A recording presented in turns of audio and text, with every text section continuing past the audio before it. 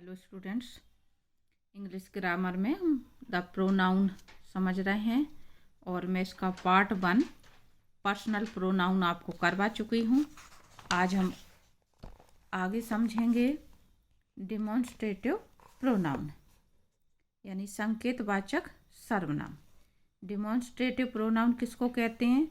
जो सर्वनाम किसी व्यक्ति या वस्तु की ओर संकेत करते हैं, इसलिए उन्हें संकेतवाचक सर्वनाम कहा जाता है। जैसे एग्जाम्पल दिया हुआ है, this is a radio, that is a girl.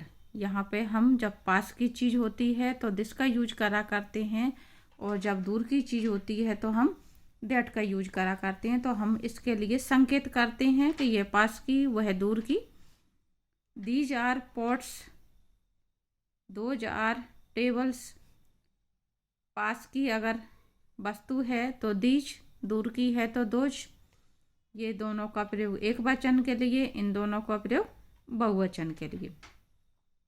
तो क्योंकि ये संकेत करके कहा जाता है, इसलिए इन्हें संकेतवाचक या डिमॉन्स्ट्रेटिव प्रोनाउन कहते हैं। दिस, दैट, दीज, दोज जो है वो क्या हैं? आपके संकेत कर रही हैं इन चीज़ों की तरफ, इसलिए ये शब्द आपके डिमॉन्स्ट्रेटिव प्रोनाउन होंगे। नेक्स्ट है आपका डिस्ट्रीब्यूटिव प्रोनाउन। डिस्ट्रीब्यूटिव प्रोनाउन यानी विभाग सूचक। जो सर्वनाम कुछ व्यक्तियों या वस्तुओं में से प्रत्येक के लिए प्रयोग किए जाते हैं। कुछ वस्तुओं या व्यक्तियों में से प्रत्येक के लिए प्रयोग किए जाते हैं, वे विभाग सूचक यानी डिस्ट्रीब्यूटिव सर्वनाम या प्रोनाउन कहे जाते हैं। जैसे आपका एग्जाम्पल दिया हुआ है, each of you can go, तो में से प्रत्येक जा सकता है, तो ये व्यक्तियों के लिए हो गया। Either of this two boys can sit, इन दोनों लड़कों में से कोई भी बैठ सकता है। Neither of you will sing, तो में से कोई भी नहीं गाएगा। तो यहाँ पे जो none can do this work, कोई भी ये कार्य नहीं कर सकता। ईच, आइदर, नाइदर, नन, इनका जो प्रयोग किया जा रहा है, तो ये ईच, आइदर, नाइदर, नन शब्द क्या हैं? आपके डिस्ट्रीब्यूटिव प्रोनाउन हैं। ये नोट आपको ध्यान रखना है कि डिस्ट्रीब्यूटिव प्रोनाउन हमेशा एक वचन में ही प्रयुक्त होते हैं। नेक्स्ट है आपका रिलेटिव प्रोनाउन। रिलेटिव प्रोनाउन यानी संबंधवाचक सर्वनाम। जो सर्वनाम दो उपवाक्यों को आपस में जोड़ते हैं तथा अपने से पहले प्रयुक्त संज्ञा से संबंध प्रकट करते हैं, संबंधवाचक सर्वनाम कहे जाते हैं। रिलेटिव प्रोनाउन को संबंधवाचक सर्वनाम भी कहा जाता है। जैसे एग्जाम्पल समझ में आएगा आपको। ये एग्जाम्पल दिए हुए हैं आपके, this is the girl who abused me. ये दो सेंटेंस है आपके, दिस इज द गर्ल और दूसरा एब्यूज्ड मी, हु एब्यूज्ड मी। तो यहाँ पे गर्ल के लिए हु शब्द का प्रयोग करा गया। हु शब्द यहाँ पे जो आया हुआ है वो दो सेंटेंस को जोड़ने के लिए है, क्वेश्चन नहीं है ये हु से। और ये संबंध किसके साथ व्यक्त कर रहा है? द गर्ल के साथ में, क्योंकि द गर्ल के बाद ही इसका प्रयोग किया गया। यह वही लड़की है जिसने मुझे गाली दी थी। तो यहाँ पे ये हु शब्द द गर्ल के बीच में संबंध बता रहा है। This is the book which I bought yesterday, कौन सी बुक? जो कि मैंने कल खरीदी। तो द बुक और बिच, ठीक है। तो यहाँ पे बिच का प्रयोग दोनों सेंटेंस को जोड़ने के लिए है, और द बुक नाउन के तुरंत बाद ही आया हुआ है। जिस नाउन की बात हो रही है तो उससे संबंध स्थापित कर रहा है, इसलिए यहाँ पे हु, विच ये शब्द क्या है? आपके रिलेटिव प्रोनाउन है। एक और देखो उदाहरण, the flower that she has is red. The flower के बाद दैट का प्रयोग किया गया है, तो फ्लावर से दैट संबंध स्थापित कर रहा है, इसलिए दैट शब्द यहाँ पे क्या है? रिलेटिव प्रोनाउन के रूप में है। जो फूल उसके पास है वह लाल है, तो कौन सा फूल? जो उसके पास है। The girl whom you hate is Kamala. The girl के तुरंत बाद whom का प्रयोग किया गया है, यानी नाउन। इस नाउन की बात की जा रही है whom के द्वारा, इसलिए यहाँ पे whom शब्द भी क्या है, रिलेटिव प्रोनाउन है। तो इस तरह से जब इन शब्दों का प्रयोग हु, whom, which, that, इस तरह के जो WH वर्ड हैं आपके नाउन के तुरंत बाद आते हैं, जिस नाउन की सेंटेंस में बात कही जा रही है उसी नाउन के बाद आते हैं और दो सेंटेंस को जोड़ने के लिए कंजक्शन का काम करते हैं, तो वो शब्द क्या होते हैं, आपके रिलेटिव प्रोनाउन होते हैं। नेक्स्ट है आपका इंटेरोगेटिव। इंटेरोगेटिव प्रोनाउन यानी प्रश्नवाचक सर्वनाम। अब यहाँ पे इन्हीं शब्दों का प्रयोग प्रश्न के लिए करा जा रहा है। यहाँ पे आपका संबंध जोड़ने के लिए किया गया था, इसलिए रिलेटिव हो गए थे वो संबंध, और यहाँ पे प्रश्न के लिए करा जा रहा है। जो सर्वनाम प्रश्न पूछने के लिए प्रयोग किए जाते हैं वे प्रश्नवाचक सर्वनाम यानी प्रोनाउन कहलाते हैं। हु इज ही, यहाँ पे हु का प्रयोग क्वेश्चन के लिए, वह कौन है। व्हाट इज दिस, यह क्या है, तो व्हाट का प्रयोग यहाँ पे क्वेश्चन के लिए। विच इज योर शर्ट, आपकी कमीज कौन सी है। हुम डज सी लाइक, वह किसे पसंद करती है। हुस इज दिस कैलकुलेटर, यह कैलकुलेटर किसका है। तो यहाँ पे ये सब क्वेश्चन के रूप में आ रहे हैं।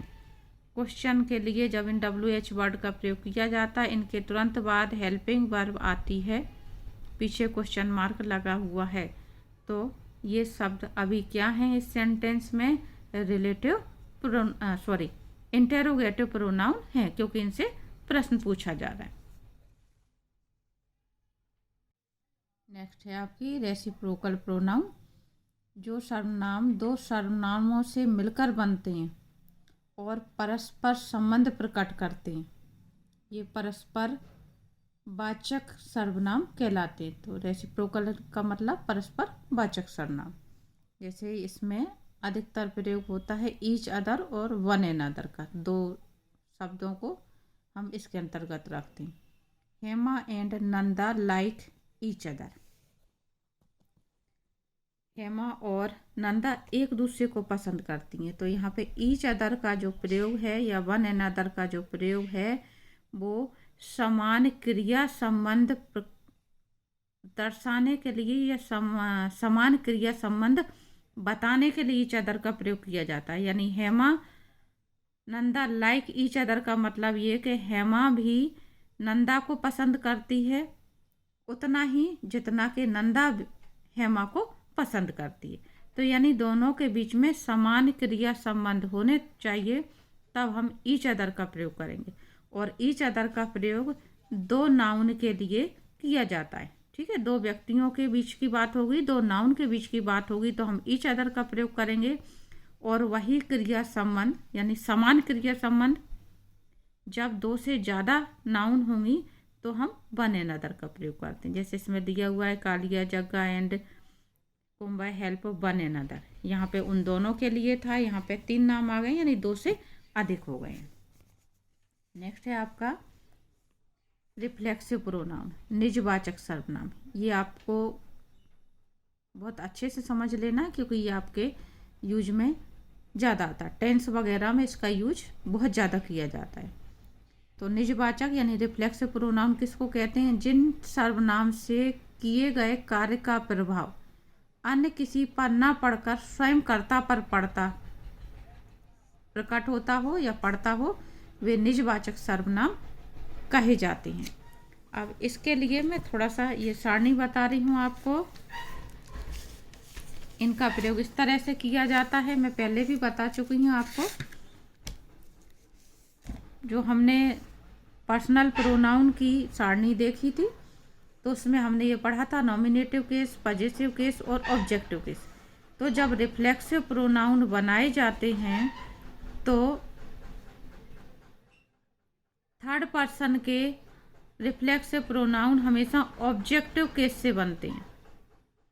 ठीक है, यहाँ पे हिम का हिमसेल्फ हुआ, हर का हर सेल्फ, देम का देम सेल्फ। यानी अगर हम नाउन की बात लें तो ही प्रोनाउन है आपका तो ही प्रोनाउन का जो रिफ्लेक्सिव प्रोनाउन बनाया गया वो ऑब्जेक्टिव से बनाया गया। उसी तरह से सी का ऑब्जेक्ट यानी जो थर्ड पर्सन होता है, थर्ड पर्सन का अगर रिफ्लेक्सिव प्रोनाउन बनाना है हमें, तो वो ऑब्जेक्टिव केस में हम सेल्फ या सेल्फ्स लगा देंगे तो बन जाएगा। और फर्स्ट पर्सन और सेकंड पर्सन का जब हमें रिफ्लेक्सिव प्रोनाउन बनाना है तो हमें पजेसिव में सेल्फ या सेल्फ्स लगाएंगे तब ये बनेगा। तो अब जो बात इसमें कही जा रही है कि जिन सर्वनामों से किए गए कार्य का प्रयोग अन्य किसी पर न स्वयं पर पड़ता है, तो कैसे पड़ता है? जैसे Shalini hurt herself, Shalini ने स्वयं को चोट पहुंचाई। अब जो चोट का असर है किस पर है? स्वयं शालिनी पर है, इसलिए यहाँ पे हर सेल्फ शब्द आया। द पेशेंट हैंग्ड हिमसेल्फ, मरीज ने स्वयं को फांसी लगा ली, तो प्रभाव किस पर पड़ा? स्वयं पर। द स्टूडेंट्स हाइड देमसेल्व्स, छात्रों ने अपने आप को छिपा लिया। तो यहाँ पे जो सब्जेक्ट होता है उस अनुसार हमें यहाँ पे जो रिफ्लेक्सिव प्रोनाउन है वो यूज करना रहता है। ठीक है, इस तरह से आपको ये ध्यान रखना है कि इनका रिफ्लेक्सिव प्रोनाउन क्या बनता है। सब्जेक्ट के अनुसार आपको ये जो मैंने सारणी बताई वो ध्यान रखना पड़ेगा। यहाँ पर ये बात आपको खास ध्यान रखनी है, रिफ्लेक्सिव प्रोनाउन का प्रयोग वर्ब के बाद किया जाता है और माई, योर, हिम, हर, इट के अंत में सेल्फ लगता है और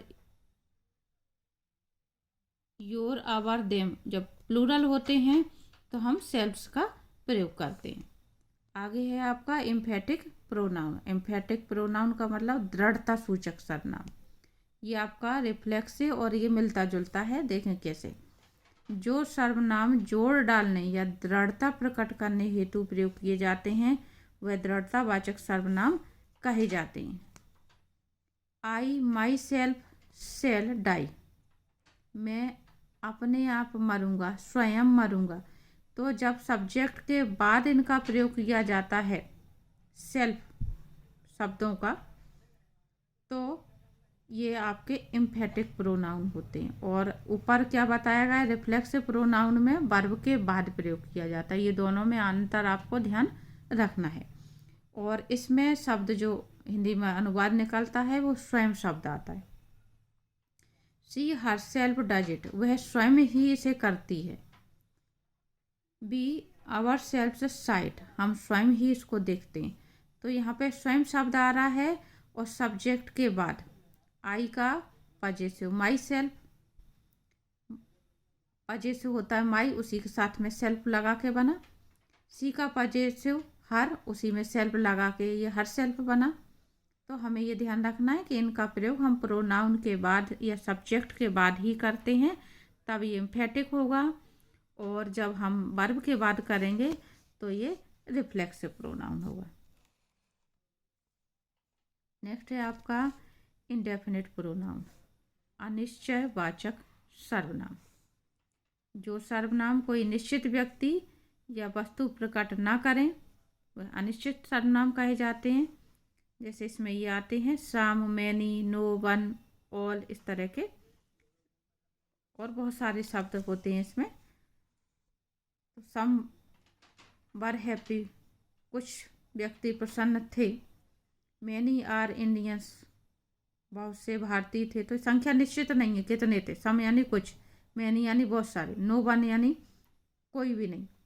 नो वन हेल्प्ड हिम, किसी ने उसकी मदद नहीं की। तो ऑल आर केयरलेस, सभी लापरवाह हैं। अब सभी में कितने लोग हैं ये मालूम नहीं। तो इस तरह से ये अनिश्चित इंडेफिनिट प्रोनाउन कहलाते हैं। तो इस तरह से आपके ये जो प्रोनाउन के प्रकार थे मैंने आपको कंप्लीट करवा दिए हैं। इतने आपको याद रखना है।